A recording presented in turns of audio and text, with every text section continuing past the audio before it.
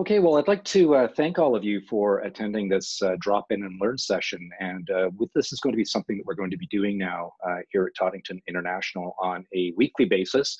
Right now, we're going with the time of 10 o'clock in the morning Pacific time, which is going to be 1 o'clock in the afternoon Eastern time, and then add 8 hours to our time, so 6 p.m. In the UK. And I'd like to welcome all of you and thank you all for taking time out of your schedule as well for attending this particular session. Last week, we had Dr. Hugh Hervé on the program, and Hugh was talking about biases.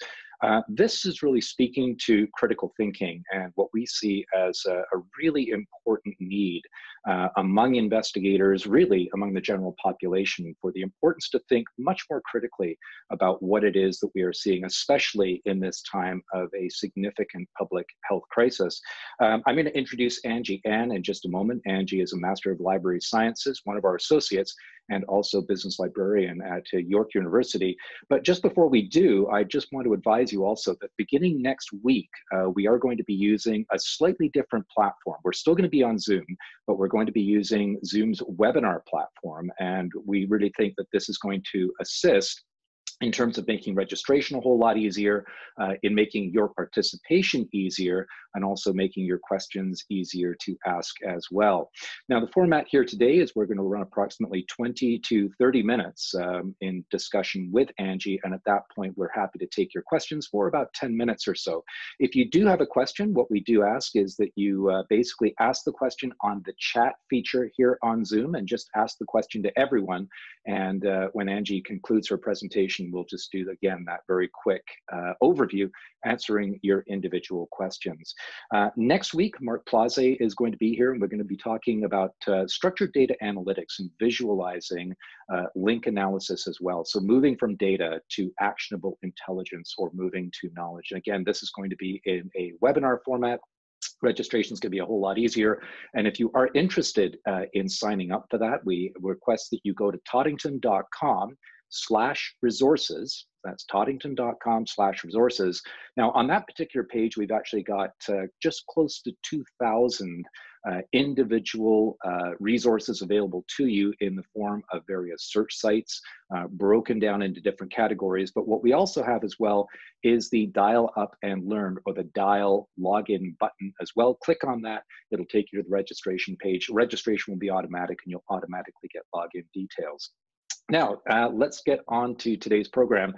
And Angie, first of all, thank you for coming in and being here today. Are you with me, Angie? I always like to say the more important the audience, the more mess ups we're going to end up having. So let's just unmute you, Angie. I think that your audio is currently muted. Yes, I just unmute. Yeah, I was unmute myself, and I had to unmute me first. So, hello everyone. Thanks for inviting me to the webinar session today.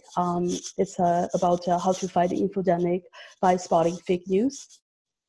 Okay, and first of all, yeah. Angie, maybe what we could do is just a little bit of an introduction to yourself. Now, first of all, you have a master's in library sciences. You've got a background in financial services industry as well.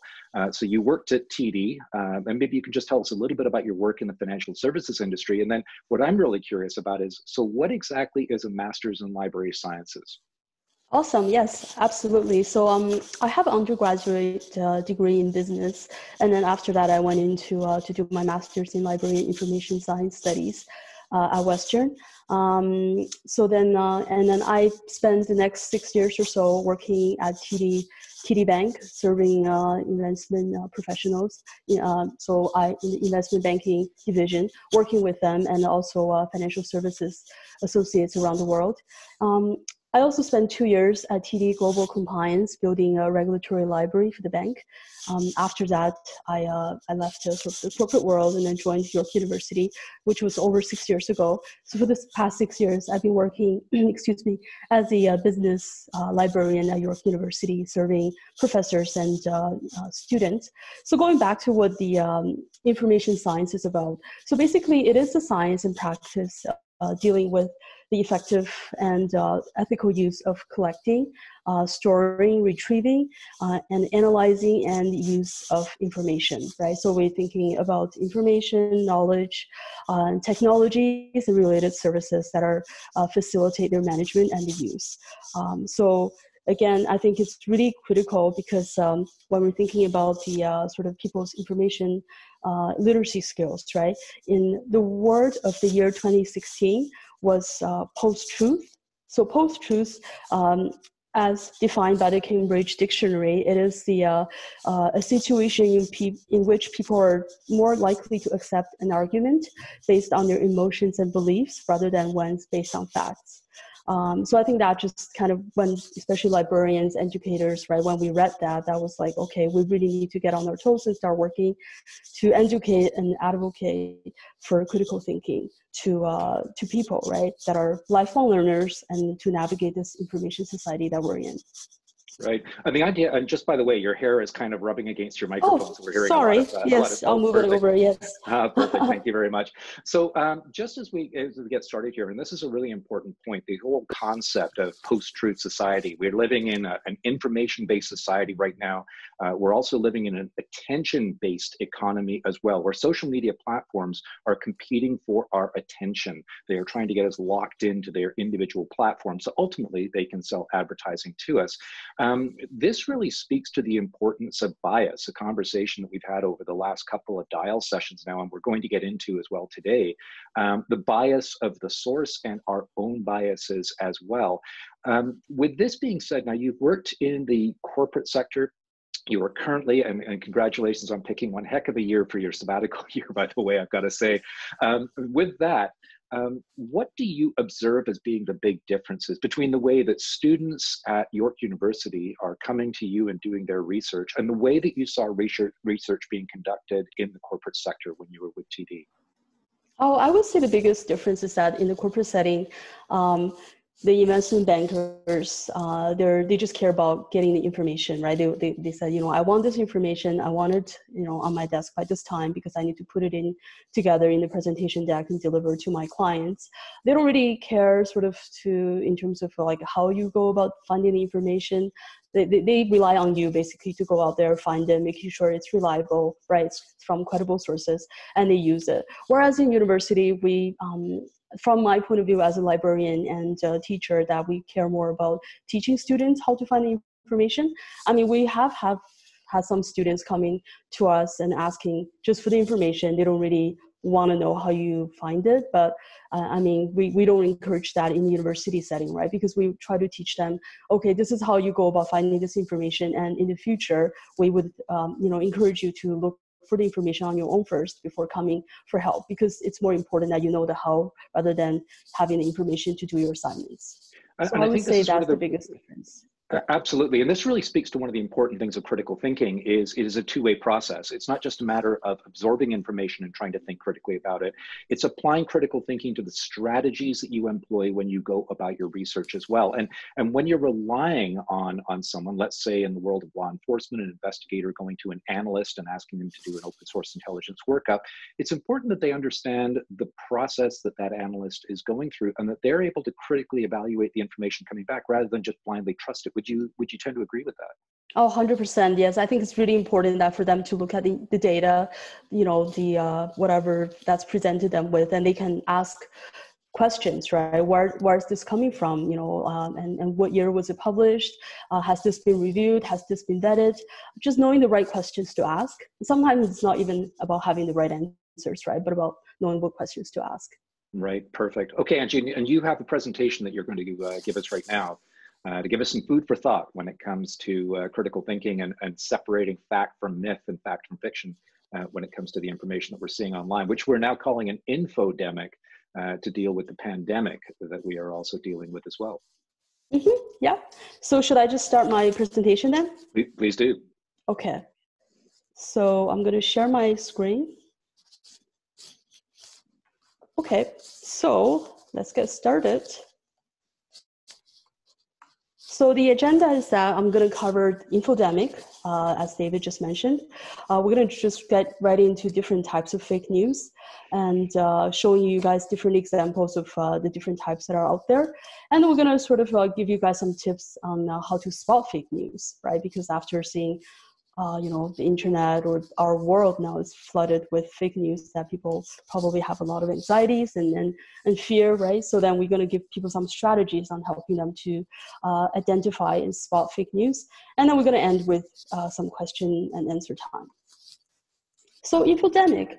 So the World Health Organization calls the spread of false information on coronavirus an infodemic, right? So this sensationalist and alarming content is spread via online channels like Facebook, social medias, right, Twitter, creating what become known as the digital pandemic or misinfodemics. There's different ways to call this, but really their effect is to sort of amplify public anxiety around this. It's going to have, it really just requires a lot of effort from the official efforts, right, like the WHO, the World Health Organizations, and the governments to provide credible information to the public. It also has devastating effects for the communities that sort of buy into the misinformation or fake news. So here I just have, I grabbed some content from the World Health Organization that they published this recently, right? Because there's this information floating around on the internet saying that can eating garlic help prevent infection with the new coronavirus? Because some people are saying, a lot of people are saying, oh, eat some more garlic, right? It's going to help with that.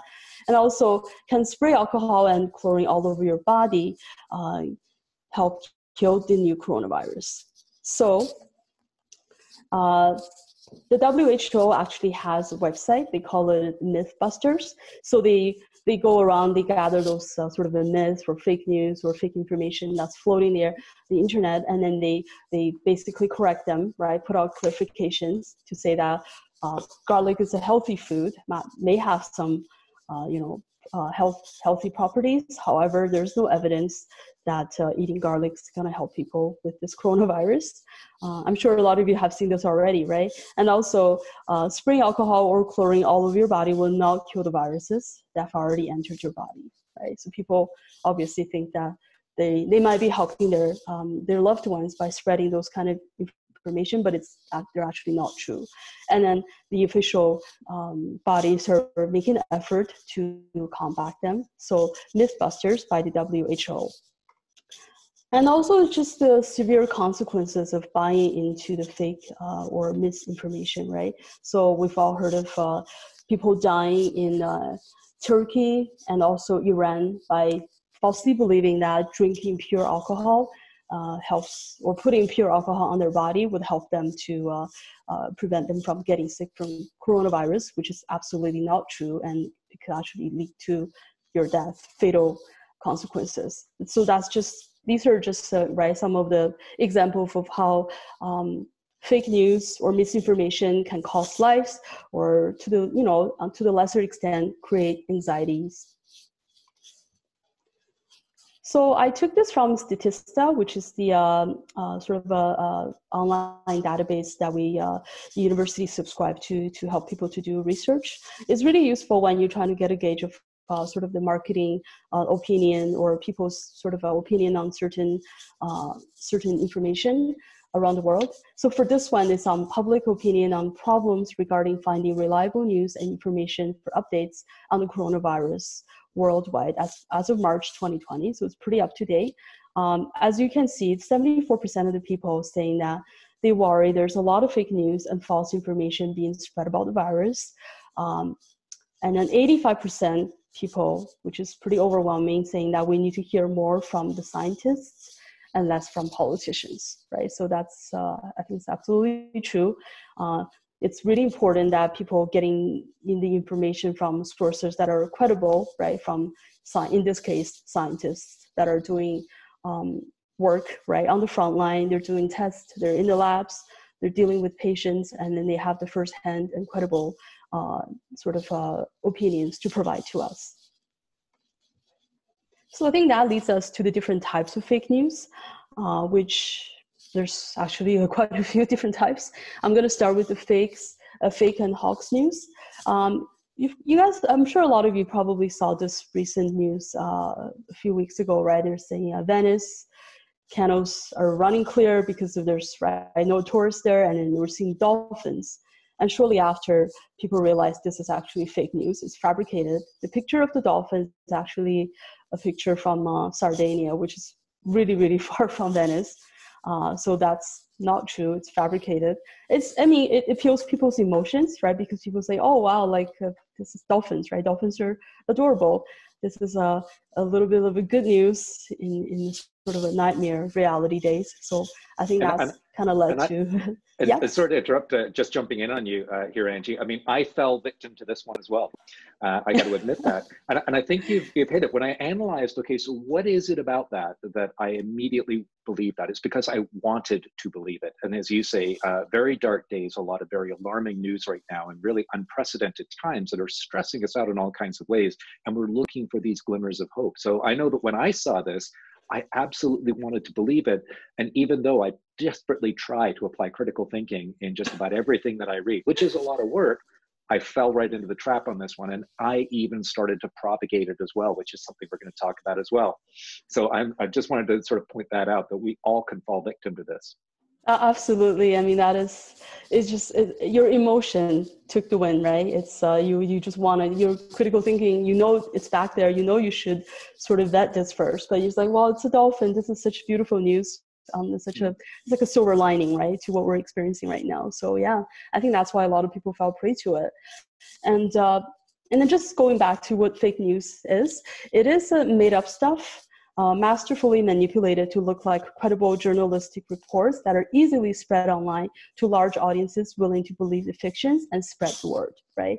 And the reality with nowadays is that anyone can be a journalist, right? So-called journalist or reporter. They can just buy a domain for pretty cheap and then just start publishing articles that they fabricate online, right? It's just so easy to do. There's no filtering, right? There's no sort of the same sort of process that used to apply to traditional journalism.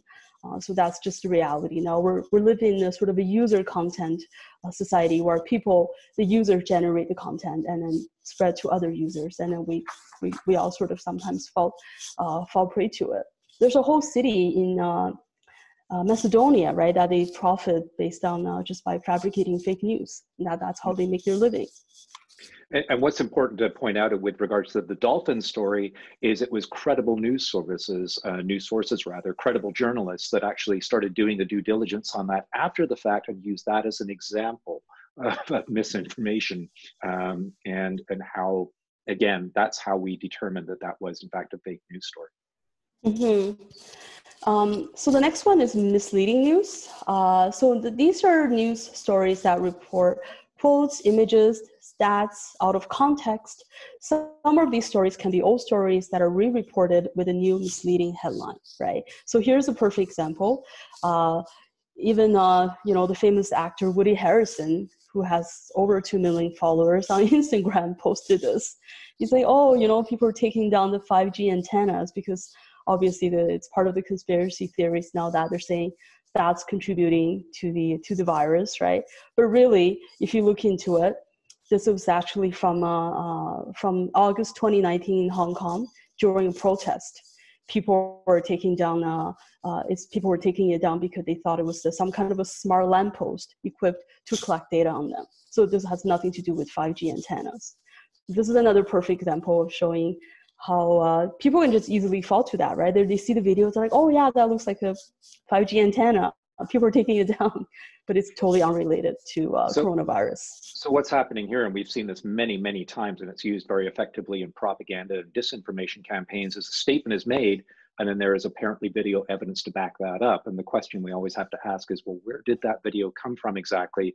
Is it related to the initial statement itself? So sort of breaking down the premise and then the conclusion that we end up coming to in the end. Absolutely. That's when people see a video or a picture, they tend to just, oh, that's got to be true, right? This is evidence right there. But a lot of times they're not. Satire, so that's a pretty common one too, right? A really popular website, The Onion, right, publishes a lot of satire pieces, obviously on our Donald Trump. So here's a recent article from March 27th. Trump announces plan to retain nation's 3 million unemployed Americans as human ventilators. It's just to get a laugh out of people, right? And it's a fake and ironic news stories that are intended to be funny or entertaining, you know? So I'm sure there's a lot of those type of news floating out there these days as well, just to give you a little chuckle, right? Can't take it seriously, but it's funny. Mimic fraudulent websites. That's another type of fake news is that are, you would actually find websites that sort of, you know, the domain could be just 1 letter or 2 letters off, and then it looks almost like a legit news source, but it's not. So in this case, New York Times did a pretty in-depth story on a guy named Cameron Harris. Back in 2016, he bought a domain called Christian Times newspaper for $5 online. And he fabricated this whole story in 15 minutes about tens of thousands of fraudulent Clinton votes found in Ohio warehouse, right? So it took him really not much time to, and he made about $5,000 just you know, just from that. But that was just a portion of the $22,000 he made during the presidential campaign for ads that were on his website, right? So Google ads for selling shoes, hair gels, you know, web design, whatever, you know, those kind of ads that Google placed on his website. So the story itself earned him about $5,000, but I mean, overall, he made $22,000 US just by creating this fake, well, looks like it's legit, you know, website selling news, Christian Times, right? When people see that, they're like, oh, well, it's religious. It's got to be legit, right? People tend to fall prey to that. But the whole thing was fabricated, and yeah. And if you guys are interested, you can read up on this article from New York Times. 23-year-old guy, you know, new grad from a university. He just did it in 15 minutes. Alternative facts. This is where you find a lot of conspiracy theorists. Right? They have a sort of a different interpretation of facts, usually driven from a misinterpretation of report, or by focusing only on the subset of the available information. So a really popular website for alternative facts is called Infowar. So I took this from the recent Infowars, a recent publication on Infowars on David Icke, because obviously he claims that 5G is part of the larger plot to control humanity, and he did this interview, but YouTube took it down, right? Because I guess, you know, as their effort working with the officials trying to ban fake news and misinformation out there. Clickbait, I'm pretty sure probably all of us at some point fell prey to clicking on the headline because it looked really interesting, right? Our curiosity got the best of us. A recent example of a clickbait is that even HuffPost, they had a clickbait headline claims that Trump invested in coronavirus cure. But if you really look into it, once they look into it, his involvement or investment in the coronavirus particular drug is actually very, very little. But by just reading the headline, people tend to sort of be misled and think, oh, wow, Trump must be totally, you know, gaining a lot from this. He must be the sort of the main investor behind this coronavirus medicine. So again, it goes back to, I think a lot of reporters or journalists, I'm not seeing a lot of them, but it's a lot of websites try to generate more revenue, right? By getting people to click on their websites or their news articles, they tend to exaggerate. So the headline really doesn't follow through if you start reading the content, right? The content doesn't deliver what the headline is telling people. But that's just human psychology, right? They're trying to appeal to that. And again, this really speaks to this attention-based economy. To get your attention, to get you to click on something, to see that advertisement, the easiest way to appeal is typically amygdala as opposed to prefrontal cortex thinking. So the higher reasoning kind of goes out the window. Something that generates outrage is going to immediately get people's attention. They're going to go and take a look at it. And then this is exactly what we see right here. Absolutely. And I think it's also our lazy brain. It's not, sometimes it's like we can't really fault ourselves for, oh my gosh, why did I, fall? Why did I just not think twice about it? But it's just, I think it's human psychology, right? Again, it goes back to your brain. This is how our brains are wired. And this explains why when we go to the grocery store, the toilet papers are all gone. You can't find any toilet papers to buy. People freak out, right? People buy into the fear and they're like, oh my gosh, right? And then they're freaking out, they go out, they just empty out the grocery stores, So, I mean, if you're lucky, you go to Costco, they will still have some, but I think it's limited one purchase per customer, right? You can't buy more than one. That's if you're lucky, but a lot of places, you can't even buy toilet paper anymore. It's out. So here I want to just show you guys some tips to spot fake news. And that's going to help us to hopefully ease our anxiety, know that we have tools and strategies on hand to help us navigate this information society. So it's really important that we stick with primary sources, or when you read secondary sources, that you know that it's taken from primary sources and it's been how do I say it?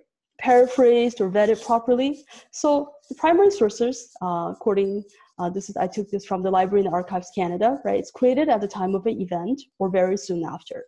So think about the sinking of Titanic, right? Someone who actually experienced the event, if they read an article about it, right, read a memoir about it, that would be counted as a primary source because they were on Titanic and they were, survived the event. It's created by someone saw or heard an event themselves, right? So first-hand account. Often one of a kind or rare, it could be, right? So if someone did an interview, an athlete, Muhammad Ali did an interview, right? Back during his prime, that would be counted as a primary source. Company produced information, so like the letters, photos, newspapers, and the annual reports, right, that we see from the companies, those are counted as primary sources. Secondary sources are created after the event, sometimes long lasting happened. So someone writes something about Titanic today, obviously that they would consult, hopefully, primary sources, but that piece itself is the secondary source because the person obviously did not live through the event, right, did not experience it, was not there when it happened. So they often use primary sources as examples. So they would refer to it, they would cite it, and they would talk about an opinion or argument about a past event, right? So people are building their own opinion on top of something that they read about.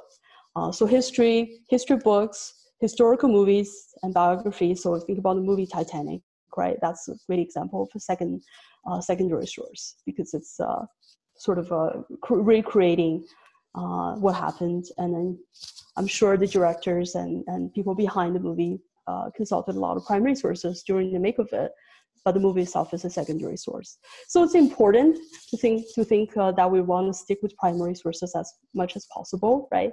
I think it's just a good tip to have. Here's an infographic by IFLA. So IFLA stands for International Federation of Library Associations. So this is a very credible source. And then they created this infographic to help people to get some easy takeaways, right? To consider the source, click away from the story to investigate the site, the mission, and the contact info. Read beyond. Headlines can be outrageous in an effort to get clicks. What's the whole story? Check the author. Do a quick search on the author. Are they credible? Are they real? Supporting sources. Click on those links. Determine if the info given actually support the story. Check the date. Reposting old news stories doesn't mean they're relevant to current events. Is it a joke? Again, that's all those articles from The Onion, right? They're meant to sort of make you laugh. Check your biases. So ask yourself, did you let your emotion get to it, right? Is it because there's a cute dog or cat in the article that you're like, oh, this got to be true? Ask the experts. So ask a librarian, consult to fact-checking sites. So which I'm going to show you guys just in a bit. There are some websites out there that actually help people to verify if things are real or true or false. A good question just came up here, Angie, and that is, Sure. do social media posts, does a social media post qualify as a primary source? That's a very good question. See, that goes into this the actual individual case, because someone could say that, oh, I'm a survivor of coronavirus, right? This is my experience in the hospital. This is what I was treated with. This is my experience. So I would count that as a firsthand primary source. But if the person is talking about, oh, I heard so-and-so tell me something happened to their family and they found a miracle drug for coronavirus and, you know, they all recovered, I would count that as a secondary source, right? Because they're basically reporting on something that they heard from other sources. So it's depending on the content, right? And then the problem we have with that is somebody posting on social media, we have to then apply critical thinking to that, because how do we know that's a real person? How do we know it's not an account that's been hijacked? How do we know it's not disinformation? These are all the things that we have to sort of check our way through as well. Absolutely. That's just one of the issues with social media, that there's no filter, right? There's no really system that are in sort of a part of the structure, right, that allow this sort of filtering system to make sure that these are credible information. Anyone can do that and post something and claim that it's true, but who knows, right? So that's why the social media is contributing to the spread of this infodemic, right? And we're probably going to be fighting this infodemic for as long as we're fighting the virus. I would say they go hand in hand. Two battles we're fighting here. Yes. Yeah, and then there's still a really famous craft test that the librarians all like to, you know, this is something that we all like to show our students, right? Evaluating sources with craft. Again, currency, relevance, authority, accuracy, and purpose. Just kind of remember those things and ask yourself those questions, right? I think that just kind of tells you to sort of stop yourself before jumping, right, with your jumping to conclusions or letting your emotion get in the way and start believing something that might not be right or true. So other tips that people can use is that there's actually Chrome extensions that you can download. One of them is called Infographic. The other one is called Fake News Guard. These are extensions that you can download onto your Chrome browser, and then when you browse, these extensions will alert you if they think it's fake news. So again, I've never used those extensions myself. I just came across them when I was doing some research. But just by reading the reviews online, you know, people that use them, mixed reviews. I mean, I obviously don't believe that they're 100% effective all the time, right? You always need to apply your own critical thinking lens to everything that you come across. But nevertheless, they're good for just for added protection, or for days you're just feeling really, I don't know, lazy. It's just good to have, right? They help you to alert you there's fake news sources, and it's good to have them. There's also some fact-checking sites. The two most well-known ones are, the first one is called Fact Check. It's based by a policy center in the University of Pennsylvania in the United States. It's been around for a long time, and it's been, I would say, sort of recommended, I would say, by a lot of researchers, journalists, librarians, right? It's been around for a while, and they tend to take a very neutral stand. That's important, right? As little bias as possible. And they do their their due diligence by checking, verifying if things are true or false. Snoops is another really popular site that helps people to check their facts. It's been around for 2 decades. Again, the good thing with Snoops and Fact Check is that if you go into them, you start reading about publication, they will actually give you the sources, a very comprehensive, a detailed list of the sources that they've consulted, so that they actually encourage readers to go and verify, right? It's like, go check our sources, just verify our numbers are right, our you know, we're not drawing any conclusions ourselves, we're reporting this from, right, the primary sources. I think that's just really important, right? How transparent those reporters or journalists are. So when you read an article, you can see the sources that they've consulted, and then you can check themselves for yourself, right? For your own sort of benefit of the doubt. And there's also the media bias chart that I'm sure a lot of you have seen. Just try to load this chart to see if I can maximize it a little bit. And the media bias chart I find is absolutely fascinating. I mean, if we take it as an article of truth, that this is accurate, and I believe that to large part it is, what we see here is reliability on the left-hand side, and then across the bottom, political bias. And the question I always have around this, and the challenge I always offer is, what news source do you trust and why? A phenomenon of human psychology is that we tend to accept things that fall within our worldview, and we tend to argue things sometimes vigorously with things that fall outside our worldview. So understanding the bias of what we're seeing here is really quite important. What is your bias? What is the bias of the news source you're going to? And then what kind of a conflict is there going to be between what it is you're reading and your own biases as well? Yep. And it's funny you said that, David. It's just recently, like the last couple of days, I was going through my Facebook feed, and then I saw a friend of mine saying, "Oh, when I need when I need to read serious news, I go to CNN. But when I'm looking for a laugh, I go to Fox." And then someone responded to his comment saying, "Oh, I'm the opposite. I go to Fox for serious news, and I go to CNN for a laugh." And it just shows you, right, how individuals, right, people have their political biases, and then they choose their own news sources, and they tend to sort of, something they agree more, they tend to think that's the truth, and something they don't agree with, and they're like, well, they don't like to believe that, right?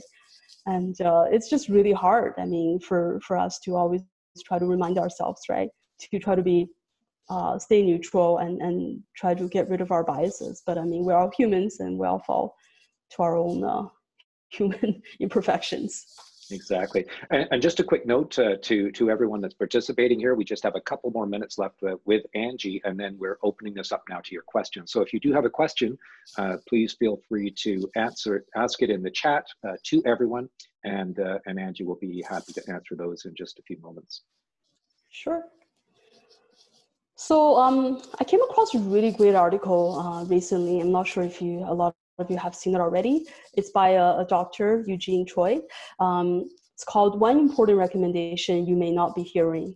And then I just took some, I read the article. I thought it was there's some really interesting part of it, which is talks about, right, the fear of the coronavirus is deadlier than the virus itself, which is so true, right? People are just feel like they sort of fall into this fear, and fear travels fast, right? And then when you're in this fear mode, you get into this fight, flight, and the mode, which is not good for your immune system, right? And we all know, having a sort of a weaker immune system, you are more easily vulnerable to falling sick to coronavirus, right? That's why it's really important to turn off the news once in a while, and just turn on your personal connections, right? That's what the doctor is saying, that let's make empathy and connection even more contagious than fear. So let's try to focus on being grateful, right? And just use your brain power and just channel your sort of neural psychology and not, we know there's a lot of fake information, fake news. The virus is spreading really fast, but you still gotta have to believe that this is something that will end, right? And focus on not letting the fear getting, the best of you. And I think that just sort of, takes us to the end of our presentation today, my presentation. I mean, obviously now I'm open for questions. If people have any questions, now is the time.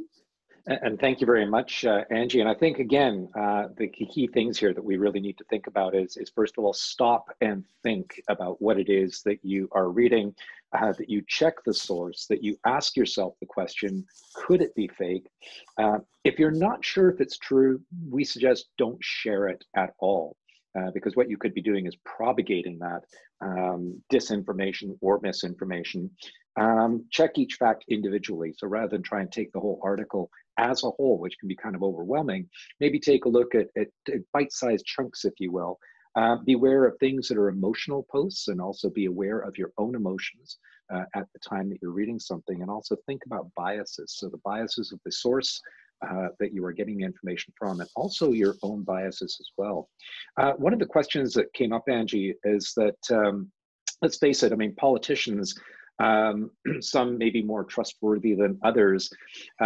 Why do people put such faith in celebrities and politicians, for example? We talked about Woody Harrelson a little bit earlier. What would be your take on that? That's just, I would say just social, it's more like a social phenomenon. Yeah, like a celebrity like Woody Harrelson, does he have a medical background? Does he, like, why do people just tend to buy into what he's posting or saying? And I think it's just that people that follow him probably tend to like him. They're his fans. They like his, movies, his TV shows from Cheers, right, years ago. I guess when people like a celebrity, they tend to believe or follow them, right? So if the celebrity is saying, let's say Kim Kardashian saying, something, and her followers or her fans would be like, oh yeah, like, if she says that's the case, then they will follow. It's like they buy the products they promote, right? And they believe what they post. It's just so the phenomenon of influencers, and I think bias plays an important part in this too, and many different kinds of biases. This is actually quite a complex question. Confirmation bias being one of those things. That is, you have a certain viewpoint, you now have a politician that has the same viewpoint, they make a statement, and it really confirms what it is that you believe. You're searching for that confirmation of these primary beliefs that you have, and that can quickly steer us down the wrong path if we're not careful. The question about the percentage of information on the web being fake, I would say that that's something that is very, very difficult to quantify. Would you have a sense? I mean, it depends on where on the web you're going. I mean, even quantifying the size of the web is a difficult thing to do. When we consider that the indexable web is about 6 billion pages, Google has said in the past that the total size of the surface web is about 6 trillion pages. Then trying to come up with a percentage of that is pretty difficult. But what would you say to that, Angie? Yeah, no, I don't even know where to start. Like you said, when do we sort of count the deep web? Are we only talking about the surface web?